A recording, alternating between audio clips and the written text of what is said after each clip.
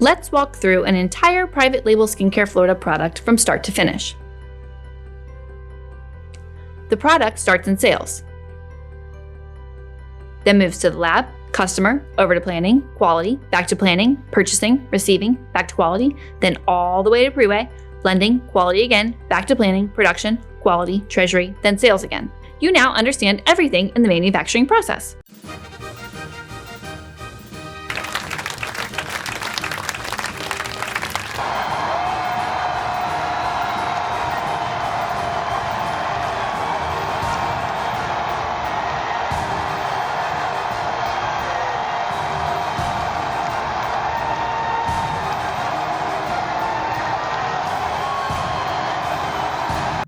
Okay, fine.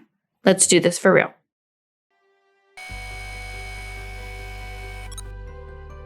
The very first step is sales. A customer contacts us with an idea of a product they want made. Sales collects all the necessary details about the product from the customer and notes exactly the product's features and benefits. In essence, a customer calls in and the salesperson notes the customer's wants and needs. Sales passes the information to the lab, who then has to make the sample according to the customer's desires.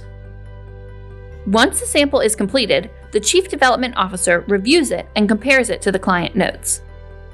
If they determine the sample does not match what the customer wants, it is sent back to the lab for another try. If it is approved, an additional sample is collected and made the official master sample. Sales is notified that the sample is ready to be sent for customer review. The master sample is important as it will be used later. To summarize, the chemist formulates the customer's product. The Chief Development Officer reviews and approves the formulation. At this point, the salesperson or their assistant packages the sample and it is shipped to the customer. After allowing time for the sample to reach the customer, sales contacts them to find out, does the customer approve the sample? If they don't, this entire process begins again, with the salesperson collecting new notes and routing them to the lab. This process can be restarted up to 3 times. When the customer signs off on the sample, sales collects a deposit of 50% and submits the purchase order, or PO, which should include all aspects of the product: the type of lid, jar or bottle, label, shrink wrap, packout, etc. All relevant information regarding the product and components is collected and recorded on the PO. To recap, after the customer has signed off on the formulation and sales has made the purchase order, the order is routed to planning. Planning adds it to their list of current open orders. In this step, the planner will determine if the order can be made all in one day or if it needs to be broken down into several shifts. With this step done, the order moves to quality. Quality will now have to make 2 types of tickets, the batch ticket and the fill ticket.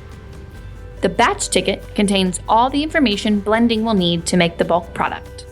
The fill ticket contains all the information production will need regarding the bill of materials, how much product per unit, the lid type, jar or bottle type, label design, and so on. Next up is scheduling. If all components and ingredients are available in-house, then the units are scheduled to be made the following week. Usually though, this is not the case, and raw ingredients and components must be ordered by purchasing. Purchasing goes through not only this order, but all other open orders that need raw materials and components and buys them. Purchasing then gives an ETA on when those items will be received to scheduling, so scheduling can plan accordingly. The raw materials and/or components ordered by purchasing are received by receiving. These raw materials and components are logged and special notation is made if they are customer specific. Receiving then passes any of the raw materials or components to quality.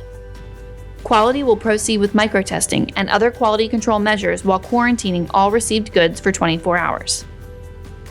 This is to ensure that these incoming products comply with their specs and are not contaminated in any way. If anything is rejected, a new set of those raw materials will need to be ordered. If the incoming materials successfully pass the quarantine and quality checks, then the order can proceed to pre-weigh.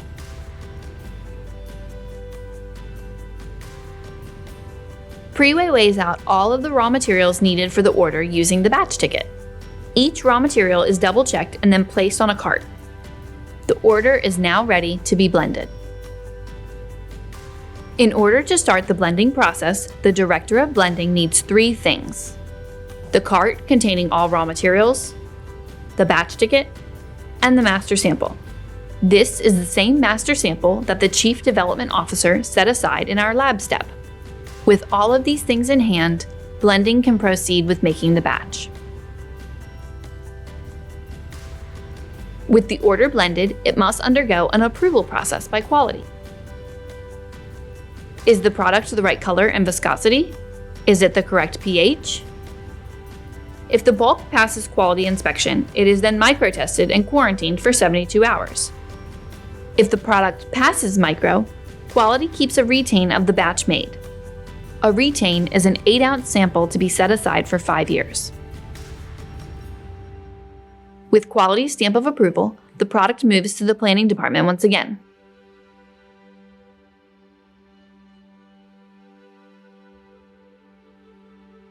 Planning will stage all of the bulk and the components for the production line to ensure that the order is made as smooth and efficient as possible. Now that the product has been blended, quality approved, and staged, it is finally ready for the production line.